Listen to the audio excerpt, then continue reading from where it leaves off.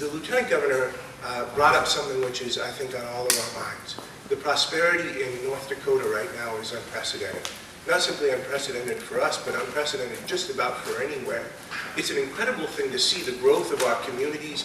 It really heartens us, and it reminds us, especially those of us who are North Dakotans back in the day, who remember the hard times, who remember the culture of scarcity, where we were grinding out a living as best as we could through cycles of drought and difficulty, and where we were just a small place that was considered by most of the country as a flyover zone. And now look at us. Look at the growth that we're experiencing. Look at all the wonderful things that are happening. But in the midst of all of that prosperity come challenges, as Drew said. Challenges come with prosperity as well. And there's a temptation for all of us together, that we should allow a corporate ethic to replace the community ethic which we hold so dear. And that's not who we are. Never, never, ever should we allow our community and our sense of caring for others, our good old hard-working readiness to roll up our sleeves and help those in need, never should we let that be replaced by mechanisms which are big and impersonal. That would be a real death of something precious about our culture and who we are in North Dakota. And so when we think about the United Way, we understand that the impact, dollar for dollar, that United Way is able to make in our community is incredibly important. I talk to you as a citizen of North Dakota. And of course, we're so grateful for all the work that you do on behalf of our good state to keep things going, to keep the trains running on time.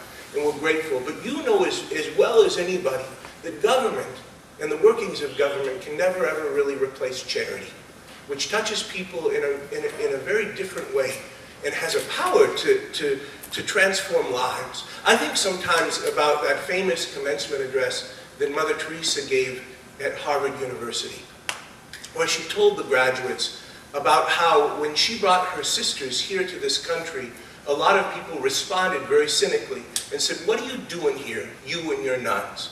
Aren't there any more poor people left in India that you should come here to the richest country in the world?" And she told the graduates of Harvard on that sun-kissed day, she said to them, "We came here because in the rich countries, maybe there's not as much hunger for a piece of bread, but there's a deep hunger for love. People are lonely. They don't have a sense of connection. They feel left alone and helpless. They give in to despair or boredom or feel a void staring at them, and they don't know what to do. And that's why we've come." And I think you saw in the video today, and I think you know in your bones from the work of United Way in our community, that the work that's done isn't simply to give people a piece of bread. That's important. You can scarcely care for people who have an empty stomach. But at the same time, there's much more. There's more that knits our community together than just the basic essentials of life which we strive to provide. A sense of community and belonging in which people feel cared for so that they can be a part of human flourishing is so important, and that's what connects us. That's what connects us, and it's what builds our community up. Here we are in a place that we're all very proud of, in this newly renovated and expanded Heritage Center. Something like this, as we drive by, those of us who don't perhaps work so close, as we drive by, our hearts swell with pride to see a project like this in completion. And yet we know that it can't be built by one person. I was last month in Peru. The University of Mary has just opened a new campus in Arequipa in Peru. And while I was down there, the little group that I was with, we were working with this university, and then we went up high, high, high in the Andes Mountains. It was very high. It was so high that there was no running water or heat or oxygen. And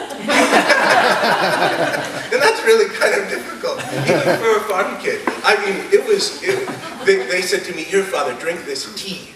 This tea will help you so that you don't get altitude sickness. But don't take a drug test when you get home." It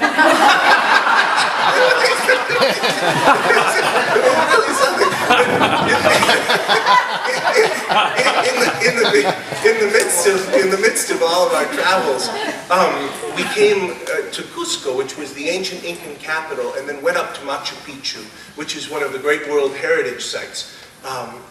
These are the ruins of a great Inca city.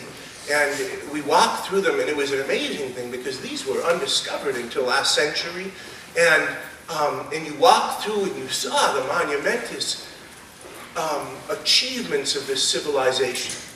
And I was deeply moved because I thought about our culture, which can tend to be so individualistic. Every person for himself or herself. And in the individualism, and we of course confront those of us who work in education, we confront it all the time. I always tell our students, your life is not about you. It's your life, yes it is, but it's not about you. And you and me and all of us can never ever really find a life of happiness, contentment, meaning, and purpose unless we find a way to give our lives away in love. That's the only way. We have to find a way to give ourselves away, and that's the only way. And so here I was in these ruins of this great civilization, and I remembered one person could have never built these. And I thought of the great cathedrals and monuments of Europe and this country. One person can never really build a civilization. We have to do it together. And United Way provides in this community, which is growing, but along with our growth and prosperity, our growing needs, United Way provides an opportunity for us to link arms and to work together. And those of you who are here in public service have the responsibility to band together to give a good example as well to all of us, because you've dedicated your lives to this vocation, to looking out for the community all told. I'm happy to announce that this year, because of the needs in our community, United Way and the cabinet and the campaign has established a campaign goal of $2.5 million to be raised in this community. And we're going to get there because that's the type of community that Bismarck-Mandan is. And each of you have a part to play. And so as you go out into your offices, as you talk with people about this campaign and the impact that United Way makes, as you do your best, know of our deep gratitude to you, because every dollar helps us to get to that point of $2.5 million where we're in a meaningful way able to meet the needs of the neediest people in our community. Thank you so much for what you do, and God bless you all.